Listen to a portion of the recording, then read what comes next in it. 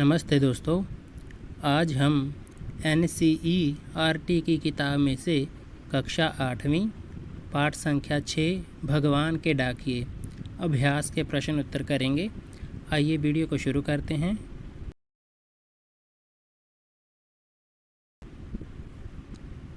भगवान के डाकिए अभ्यास के प्रश्न उत्तर। प्रश्न संख्या 1, कवि ने पक्षी और बादलों को भगवान के डाकिए क्यों बताया है? स्पष्ट कीजिए। उत्तर है, कवि ने पक्षी और बादल को भगवान के डाकिए इसलिए माना है क्योंकि ये संदेशों को एक स्थान से दूसरे स्थान तक पहुंचाने में सहायता करते हैं। बादल शीतलता का संदेश देते हैं और पक्षी अपने पंखों पर सुगंधित वायु को लेकर एक देश से दूसरे देश जाते हैं। तो जैसे कि हम जानते ही हैं कि जो बादल हैं वो पृथ्वी से जो जल के स्रोत हैं, चाहे वो नदियां हों, दरिया हो या समंदर हों, में से जब तापमान ज़्यादा होता है तो भाप के ज़रिए पानी ऊपर उठने लगता है। ऊपर उठकर वो पानी कणों में बदल जाता है और कण बादल बन जाते हैं और फिर बादल एक स्थान से दूसरे स्थान उड़कर चले जाते हैं और वहाँ पे वो ठंडे होने के कारण जो उनके साथ पानी आया होता है, पानी की बूंदें होती हैं, उसे छोड़ देते हैं तो वो किसी और स्थान पर वर्षा के रूप में गिर जाता है। तो इसीलिए जहाँ जहाँ बारिश होती है वहाँ वहाँ शीतलता ठंडक पहुँचती है। जो भी वातावरण होता है, पर्यावरण, वो ठंडा हो जाता है। तो इसीलिए बादल जो हैं वो संदेश देते हैं शीतलता का। और इसी के साथ ही जब पृथ्वी पर फूल खिलते हैं, फूलों से जो महक सुगंधी आती है वो हवा में मिल जाती है और हवा के माध्यम से एक स्थान से दूसरे स्थान चली जाती है। इसके अतिरिक्त पंछी होते हैं जो उनके पंखों के ज़रिए जो सुगंधी है वो एक स्थान से दूसरे स्थान तक जाती है।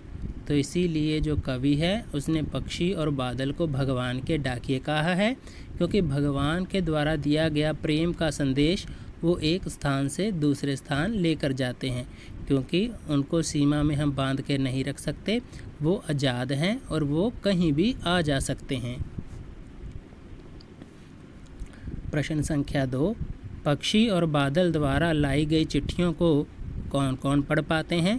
सोच कर लिखिए। उत्तर है, पक्षी और बादल द्वारा लाई गई चिट्ठियाँ पेड़ पौधे, पानी और पहाड़ ही पढ़ पाते हैं।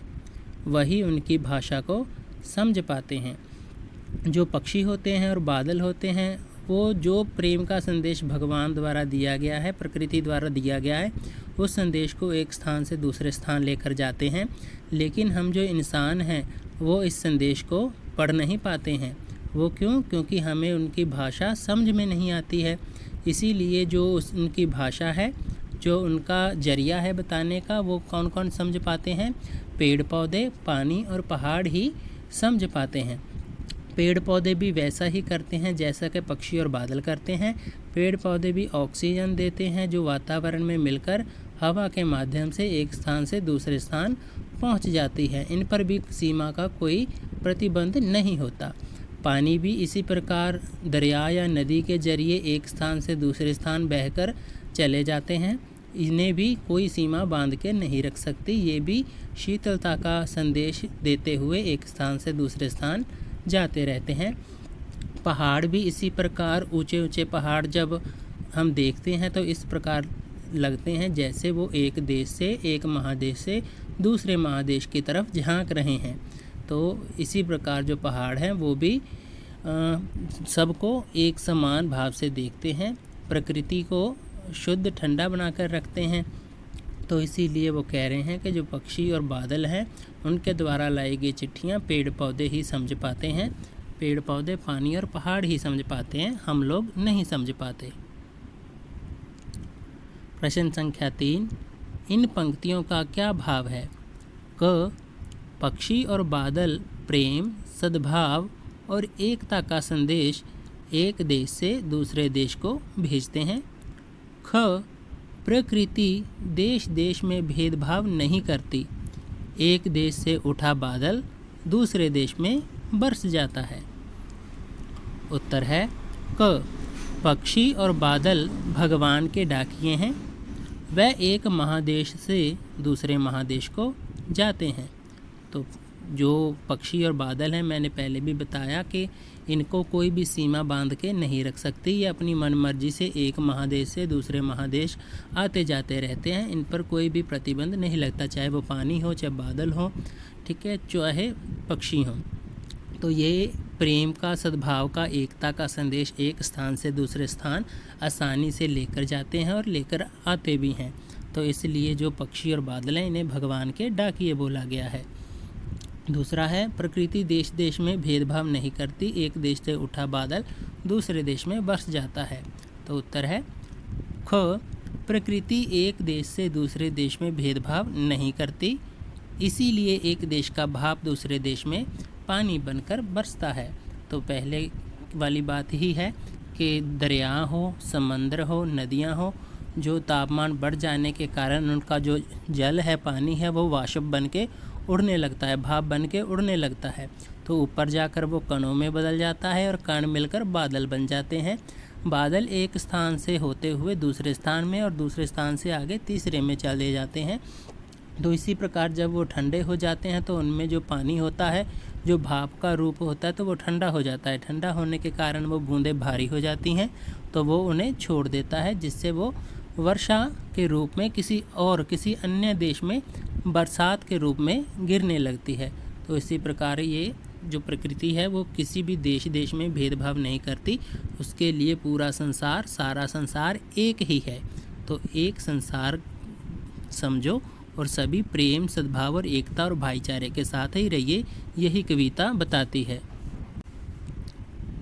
प्रश्न संख्या 4, पक्षी और बादल की चिट्ठियों में पेड़, पौधे, पानी और पहाड़, क्या इन्हें पढ़ पाते हैं?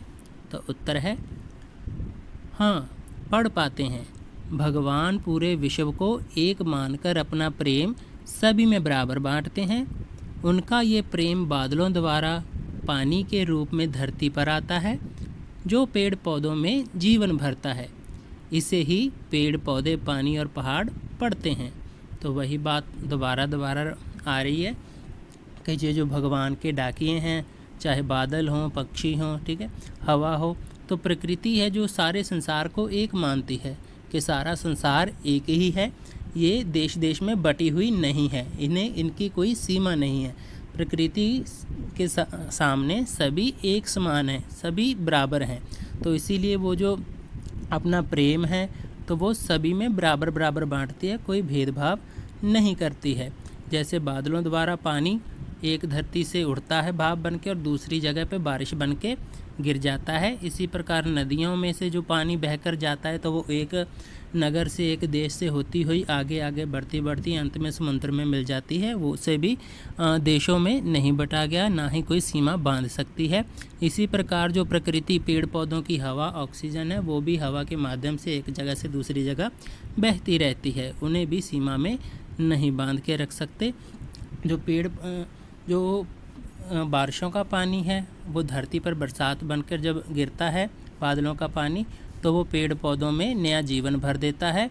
इसे ही पेड़ पौधे, पानी और पहाड़ पढ़ते हैं। ये जो प्रेम है उनका वही समझ जाते हैं, हम लोग नहीं समझते हैं। प्रश्न संख्या 5, एक देश की धरती दूसरे देश को सुगंध भेजती है, कथन का भाव स्पष्ट कीजिए। तो उत्तर है एक देश की धरती दूसरे देश को सुगंध भेजती है से कवि का भाव यही है कि एक देश की धरती दूसरे देश को प्यार भेजती है। यहाँ सुगंध भाईचारे का प्रतीक है और गंध प्यार का, अर्थात कवि यही कहना चाहता है कि जो एक धरती है वो दूसरे देश की धरती को प्यार भरा संदेश भेजती है और सुगंध भरा संदेश भेजती है, जिसमें उसके जो सुगंध है वो भाईचारे की का प्रतीक है और जो गंध है वो प्यार का प्रतीक है। अर्थात जैसे बादल हो गए, वो एक देश का जो जल है उसे भाप के रूप में ले लेते हैं और दूसरे देश में वर्षा के रूप में भेज देते हैं, गिरा देते हैं। तो इसी प्रकार जो पक्षी हैं वो फूलों द्वारा मिली सुगंधी अपने पंखों के जरिए एक स्थान से दूसरे स्थान पर पहुंचा देते हैं।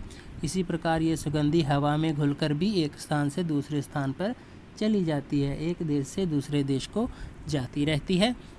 तो इसीलिए कवि ने कहा है, एक देश की धरती दूसरे देश को सुगंध भेजती है। सुगंध मायने प्यार भेजती है, अपना जो सद्भाव है, एकता का संदेश है, वो भेजती है। प्रश्न संख्या 6, पक्षियों और बादल की चिट्ठियों के आदान प्रदान को आप किस दृष्टि से देख सकते हैं? उत्तर है, पक्षी और बादल की चिट्ठियों के आदान प्रदान को हम प्रेम और आपसी सद्भाव की दृष्टि से देख सकते हैं। ये हमें यही संदेश देते हैं। तो ये जो पक्षियों और बादल द्वारा जो प्रेम का संदेश, जो चिट्ठियाँ आती हैं, वो लेन देन, उसका आदान प्रदान मतलब एक दूसरे को देना, उसको हम किस भाव से देखते हैं, किस दृष्टि से देखते हैं?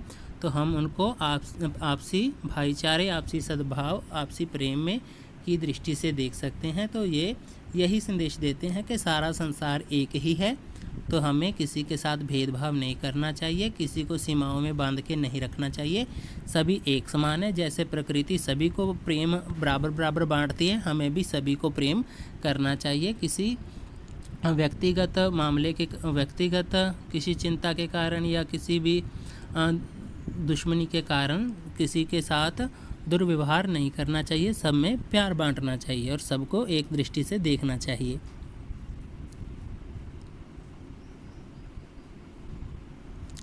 प्रश्न संख्या 7, आज विश्व में कहीं भी संवाद भेजने और पाने का एक बड़ा साधन इंटरनेट है। पक्षी और बादल की चिट्ठियों की तुलना इंटरनेट से करते हुए 10 पंक्तियाँ लिखें। तो हम जानते ही हैं, पहले एक स्थान से दूसरे स्थान पर जब भी कुछ संदेश भेजना होगा या कुछ और सामान भेजना होता है, तब चिट्ठियाँ और पार्सल का इस्तेमाल होता था। लेकिन आजकल कहीं भी काम करना हो, किसी को भी संदेश भेजना हो, तो इंटरनेट आ गया है, जो इलेक्ट्रॉनिक बिजली उपकरण है, जिसके कारण वो एक स्थान से दूसरे स्थान पर संदेश जल्दी भेज देता है। तो इसमें पक्षी और बादल द्वारा जो लाई गई चिट्ठियाँ हैं, उनका इंटरनेट से तुलना करनी है और 10 पंक्तियाँ लिखनी है। तो उत्तर है, पक्षी और बादल प्रकृति के अनुसार काम करते हैं, किंतु इंटरनेट मनुष्य के अनुसार काम करता है। अर्थात जो पक्षी हैं और बादल हैं, जो दरिया, जो पेड़ पौधे हैं, ये जो भी काम करते हैं, इनको जो ऑर्डर देती है, जो हुक्म देती है, वो प्रकृति देती है। प्रकृति के अनुसार ही उसके कहने पर ये काम करते हैं। लेकिन इंटरनेट काम कैसे करता है? वो मनुष्य के अनुसार। आदमी अगर उसे कुछ इंस्ट्रक्शन देगा, कोई आज्ञा देगा, तभी इंटरनेट काम करेगा, नहीं तो नहीं करेगा। इसी प्रकार जो पक्षी, पेड़ पौधे, बादल हैं, इन्हें प्रकृति द्वारा हुक्म मिलने पर ही ये अपना काम करते हैं। बादल का कार्य प्रकृति प्रेमी को प्रभावित करती है, किंतु इंटरनेट विज्ञान प्रेमी को प्रभावित करती है।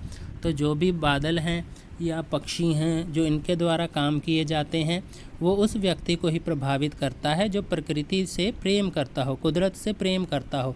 लेकिन जो इंटरनेट है, सिर्फ उन व्यक्तियों को ही प्रभावित करेगा, उन व्यक्ति को ही अच्छा लगेगा जो विज्ञान को मानते हैं या अपना जो भी कामकाज है उसमें ज़्यादा मगन रहते हैं, उनको ज़्यादा इंटरनेट प्रभावित करता है। पक्षी और बादल का कार्य धीमी गति से होता है, किंतु इंटरनेट का कार्य तीव्र गति से होता है। अर्थात जो पक्षी हैं, बादल हैं या कोई हवा है, तो ये धीमी गति से धीरे धीरे अपना काम पूरा करते हैं। लेकिन जो इंटरनेट है, उसको जब भी आज्ञा मिलती है, वो फटाफट 1 सेकंड में ही अपना काम संपन्न कर लेता है, थोड़ी समय में ही ज़्यादा काम को पूरा कर लेता है। तो इंटरनेट एक व्यक्ति से दूसरे व्यक्ति तक बात पहुंचाने का ही सरल तथा तेज माध्यम है।